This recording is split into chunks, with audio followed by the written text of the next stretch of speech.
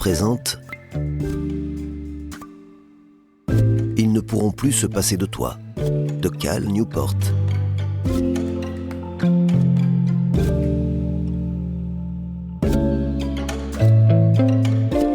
Lu par Éric Chanteloz.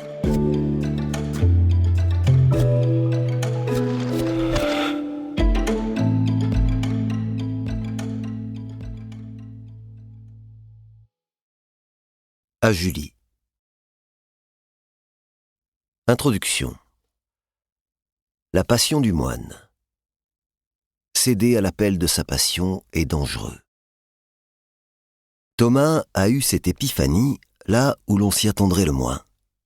Dans la forêt de chênes qui borde le versant méridional de Tramper Mountain, sur l'un des innombrables sentiers sillonnant les quelques 100 hectares de terrain du monastère de Zen Mountain, établi dans cette région des Catskills depuis le début des années 1980.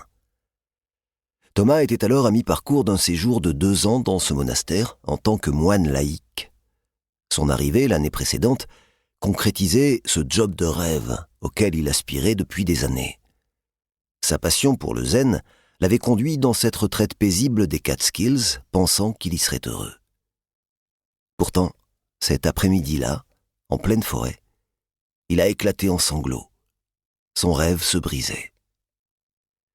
Je me suis toujours demandé quel est le sens de la vie, me confia Thomas quand je le rencontrai pour la première fois dans un café de Cambridge, Massachusetts, États-Unis, des années après sa prise de conscience des Catskills.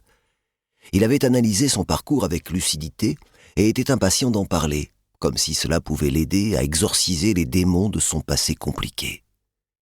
Après avoir décroché 2 licences, philosophie et théologie, puis un master en religion comparée, Thomas avait décidé que la pratique du bouddhisme zen était la garantie d'une vie qui ferait sens.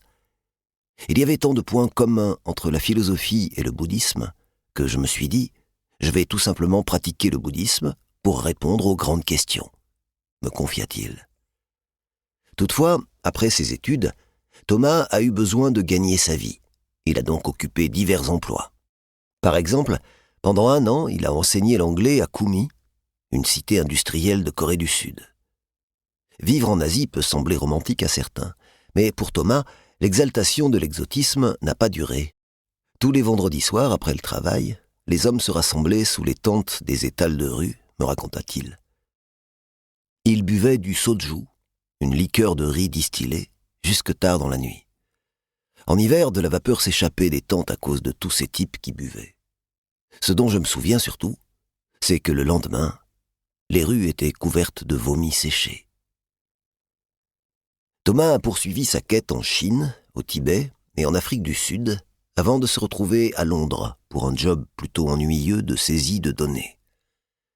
Durant toute cette période, il s'est convaincu que le bouddhisme était la clé de son bonheur. Petit à petit s'est forgée l'idée de devenir moine. J'avais ce fantasme incroyable, pratiquer le zen et vivre dans un monastère. Il fallait que ce rêve devienne réalité.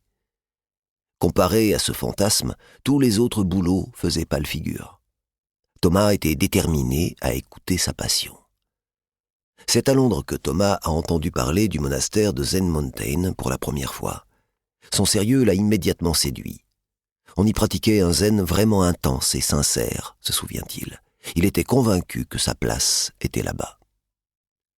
Le processus d'inscription dura 9 mois. Quand Thomas débarqua enfin à Kennedy Airport après avoir été accepté pour pratiquer et vivre au monastère, il est monté dans le bus direction les Catskills, un trajet de 3 heures.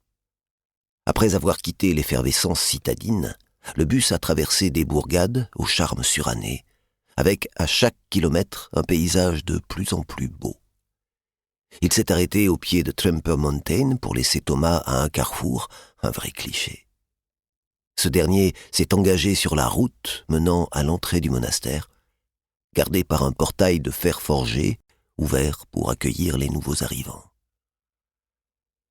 Une fois sur le domaine, Thomas s'est approché du bâtiment principal, une église convertie sur 4 niveaux, en pierre bleue et chênes locaux.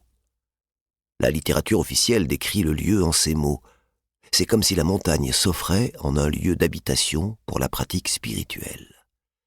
Après avoir franchi la double porte de chêne, Thomas fut accueilli par le moine chargé de recevoir les nouveaux arrivants. Peinant à trouver les mots, Thomas finit par me dire « Vous êtes affamé et vous savez que vous allez faire un repas fantastique. » Voilà ce que ce moment représentait pour moi. La nouvelle vie de moine de Thomas a assez bien commencé. Il logeait dans une petite cabane dans la forêt, à l'écart du bâtiment principal. Peu de temps après son arrivée, il a demandé à un moine qui vivait dans une cabane similaire depuis plus de 15 ans s'il n'était pas fatigué. Nous espérons que vous avez apprécié cet aperçu. Pour continuer à écouter ce livre audio sur Google Play Livres, utilisez le lien dans la description de la vidéo.